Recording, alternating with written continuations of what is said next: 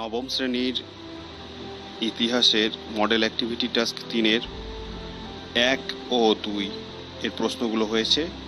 আজ 3-এর ক এই প্রশ্নের উত্তর কীরকম হতে পারে সেটা নিয়ে আলোচনা করব। 3-এর ক এর প্রশ্ন ছিল বৈজ্ঞানিক যন্ত্রপাতি আবিষ্কারের সঙ্গে শিল্প বিপ্লবের সম্পর্ক বিশ্লেষণ করো। বৈজ্ঞানিক যন্ত্রপাতি আবিষ্কারের সঙ্গে শিল্প বিপ্লবের সম্পর্ক। সূচনা: বৈজ্ঞানিক যন্ত্রপাতি আবিষ্কারের সঙ্গে শিল্প বিপ্লবের সম্পর্ক কি, কতটা গভীর তা বোঝার জন্য আমাদের শিল্প বিপ্লব কাকে বলে সেটা জেনে নেওয়া প্রয়োজন। শিল্পক্ষেত্রে বৈপ্লবিক পরিবর্তনকে সাধারণভাবে শিল্প বিপ্লব বলে, মানে শিল্পক্ষেত্রে যে বৈপ্লবিক পরিবর্তন সেটাই শিল্প বিপ্লব। হস্তচালিত শক্তির বদলে বাষ্পচালিত শক্তির দ্বারা যন্ত্রচালনাকে শিল্প বিপ্লব বলে, অর্থাৎ যেখানে হস্তচালিত থেকে বাষ্পচালিত শক্তির দ্বারা যন্ত্র নির্ভরে যন্ত্রটা তৈরি হবে হচ্ছে বৈজ্ঞানিক বিভিন্ন পরীক্ষা নিরীক্ষার মাধ্যমে আবিষ্কারের ফলস্বরূপ। তো সেটা দেখা যাচ্ছে যে সেটা শিল্প বিপ্লব সাধনে তাহলে বৈজ্ঞানিক আবিষ্কারের একটা সরাসরি সম্পর্ক রয়েছে।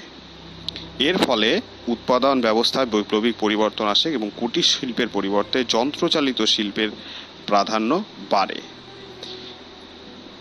এ থেকে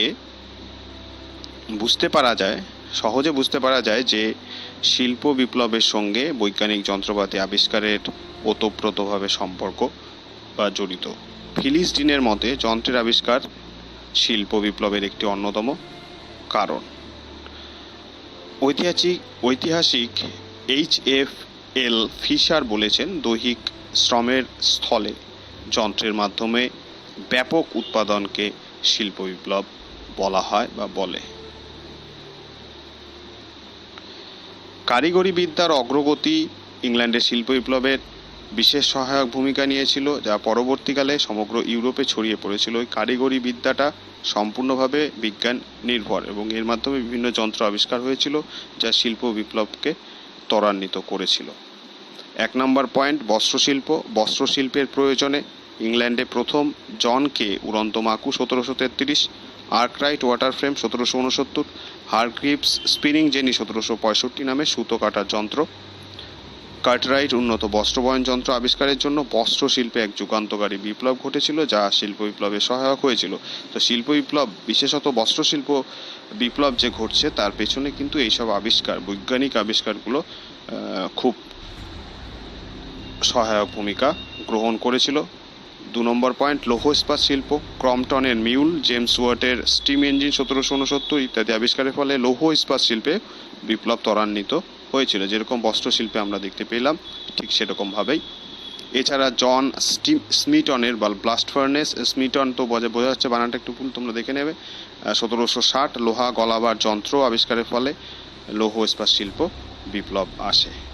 তো একই রকমভাবে বস্ত্রবয়ন শিল্পে বিপ্লব আসলো, সেটা বিজ্ঞান নির্ভর।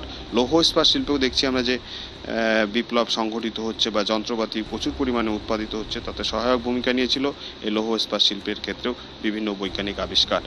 পরিবহন ও যোগাযোগ শিল্প।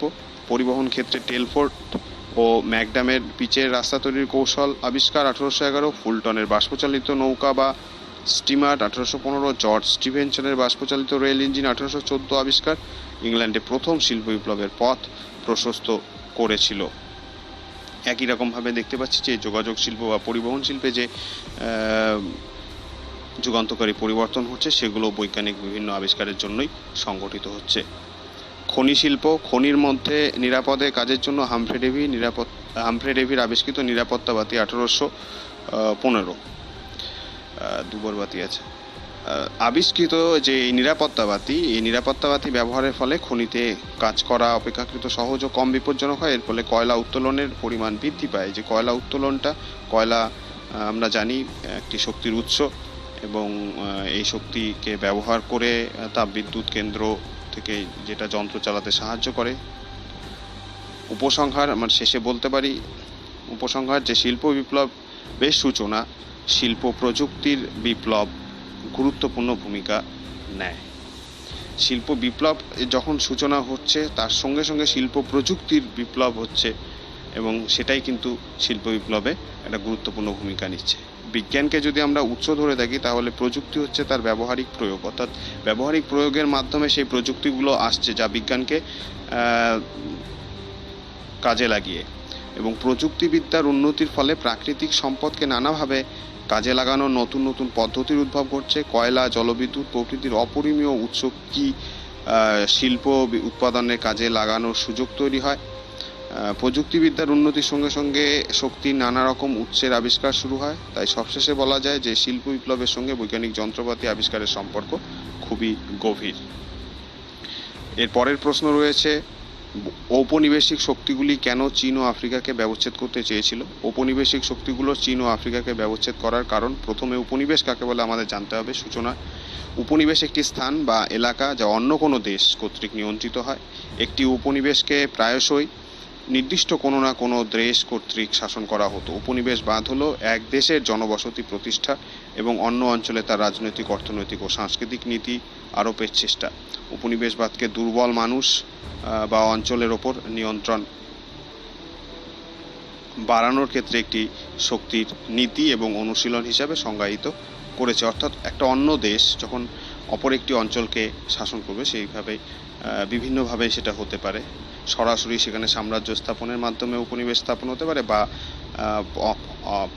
পরোক্ষভাবে সেখানে একটা নিজেদের ক্ষমতা এবং নিজেদের যে শাসন, আইন কানুন প্রণয়ন নিজেদের উদ্দেশ্যে সেইভাবে উপনিবেশ গড়ে তোলার নানা রূপ আমরা সেই সময়কালে দেখতে পাই। তো চীন ও আফ্রিকাতেও ব্যবচ্ছেদের কতগুলো কারণ রয়েছে, সেই কারণগুলো কি নিচে তুলে ধরা হলো। 1 নম্বর পয়েন্ট আমরা বলতে পারি ঔপনিবেশিক আগ্রাসন। উপনিবেশ বিস্তারে ইউরোপের England, France, Spain, Portugal, Germany, Russia এবং পরবর্তীকালে জাপান, বিশেষত চীনে জাপান সাম্রাজ্যবাদী শক্তি উপনিবেশ বিস্তার করেছিল। প্রভৃতি সাম্রাজ্যবাদী শক্তিধর দেশগুলো যে আগ্রাসন চালায় সেই জন্যই মূলত চীন ও আফ্রিকার ব্যবচ্ছেদ ঘটেছিল। ঔপনিবেশিক শক্তিধর এইসব দেশগুলির মধ্যে প্রচণ্ড রেষারেষি সৃষ্টি হয়েছিল এবং মাঝে মাঝে সংঘর্ষের পরিস্থিতি পর্যন্ত হয়েছিল। প্রথমে ইংল্যান্ড, ফ্রান্স ও পর্তুগালের মধ্যেই আফ্রিকার ভাগাভাগি সীমাবদ্ধ ছিল। পরে জার্মানি ও ইতালি অংশ নিলে অবস্থা আরও জটিল হয়ে ওঠে এবং আফ্রিকা ও চীন ব্যবচ্ছেদ হয়। এভাবে আফ্রিকাটা মূলত হয়, পরবর্তীকালে চীনও একই রকমভাবে দেখা যায়। তো এখানে ছবি রয়েছে, ছবিটা তোমাদের বইয়েও পেয়ে যাবে, দেখতে পারো যে এখানে কোথায় কীভাবে আফ্রিকাটা ব্যবচ্ছেদ করেছে, নিজেদের মধ্যে ভাগাভাগি করে নিয়েছে ইউরোপ এবং এশিয়ার জাপান। এরপরের পয়েন্ট, প্রাকৃতিক সম্পদ।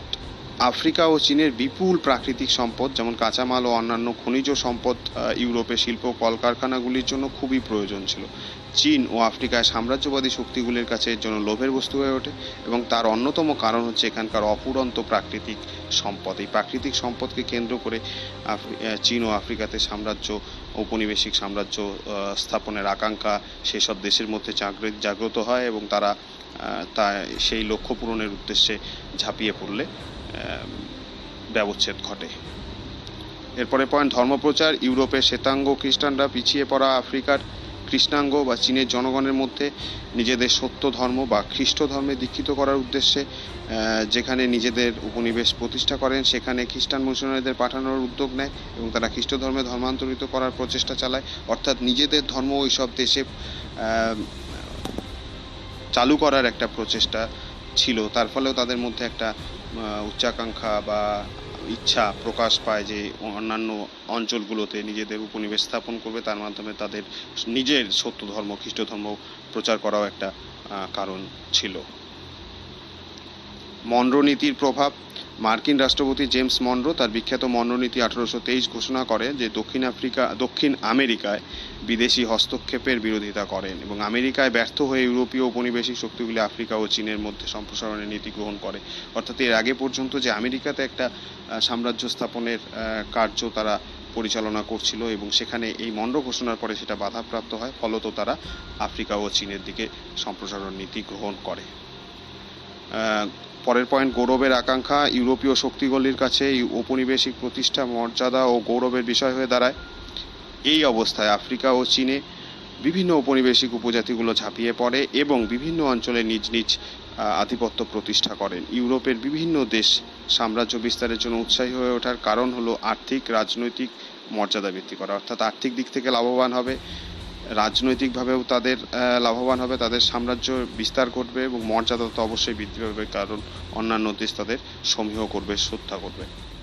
মূল্যায়ন। উপরিউক্ত আলোচনার পরিপ্রেক্ষিতে আমরা সবশেষে বলতে পারি যে চীন ও আফ্রিকার ব্যবচ্ছেদের মূল কারণ ছিল ঔপনিবেশিক সাম্রাজ্যবাদী নীতি, এবং সেটি তারা করেছিল নিজেদের গৌরব মর্যাদা বৃদ্ধি করার জন্য, নিজেদের দেশে ধর্মপ্রচার তথা নিজেদের আর্থিক সমৃদ্ধির জন্য। আর্থিক সমৃদ্ধিটাই মূলত প্রধান কারণ ছিল, উপরিউক্ত কারণগুলোর জন্য হয়েছিল। এই দুটো প্রশ্নের উত্তর তাহলে এইভাবে তোমরা লিখতে পারো।